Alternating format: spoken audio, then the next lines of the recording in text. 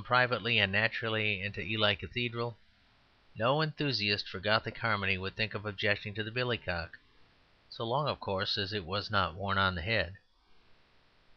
But there is indeed a much deeper objection to this theory of the two incompatible excellences of antiquity and popularity. For the truth is that it has been almost entirely the antiquities that have normally interested the populace, and it has been almost entirely the populace who have systematically preserved the antiquities. The oldest inhabitant has always been a clodhopper. I have never heard of his being a gentleman. It is the peasants who preserve all traditions of the sites, of the battles, or the buildings of churches. It is they who remember, so far as any one remembers, the glimpses of fairies or the graver wonders of saints. In the classes above them the supernatural has been slain by the supercilious. That is a true and tremendous text in Scripture which says that where there is no vision the people perish. But it is equally true in practice that where there is no people the visions perish. The idea must be abandoned, then, that this feeling of faint dislike towards popular sight-seeing is due to any inherent incompatibility between the ideas of special shrines and trophies and the idea of large masses of ordinary men. On the contrary, these two elements of sanctity and democracy have been specially connected and allied throughout history. The shrines and trophies were often put up by ordinary men. They were always put up for ordinary men. To whatever things the fastidious modern artist may choose to apply his theory of specialist judgment and an aristocracy of taste, he must necessarily find it difficult really to apply it to such historic and monumental art.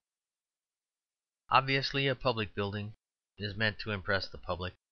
The most aristocratic tomb is a democratic tomb, because it exists to be seen. The only aristocratic thing is the decaying corpse, not the undecaying marble. And if the man wanted to be thoroughly aristocratic, he should be buried in his own back garden. The chapel of the most narrow and exclusive sect is universal outside, even if it is limited inside. Its walls and windows confront all points of the compass and all quarters of the cosmos. It may be small as a dwelling place, but it is universal as a monument. If its sectarians had really wished to be private, they should have met in a private house. Whenever and wherever we erect national or municipal hall, pillar or statue, we are speaking to the crowd like a demagogue. The statue of every statesman offers itself for election as much as the statesman himself. Every epithet on a church slab is put up for the mob as much as a placard in a general election. And if we follow this track of reflection, we shall, I think, find why it is that modern sight-seeing jars on something in us, something that is not a caddish contempt for graves nor an equally caddish contempt for cads. For, after all, there is many a churchyard which consists mostly of dead cads, but that does not make it less sacred or less sad. The real explanation, I fancy, is this: that these cathedrals and columns of triumph were meant not for people more cultured and self-conscious than modern tourists, but for people much rougher and more casual.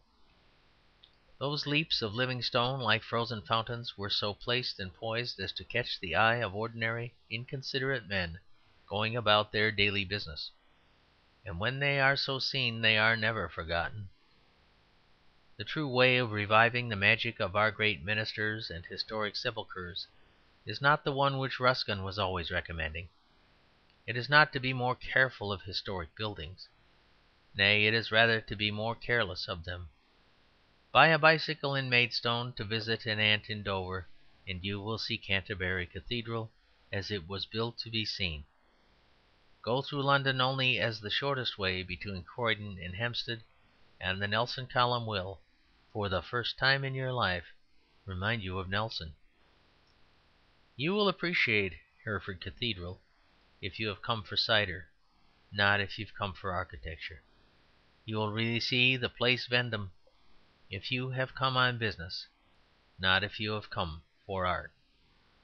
For it was for the simple and laborious generations of men, practical, troubled about many things, that our fathers reared those portents.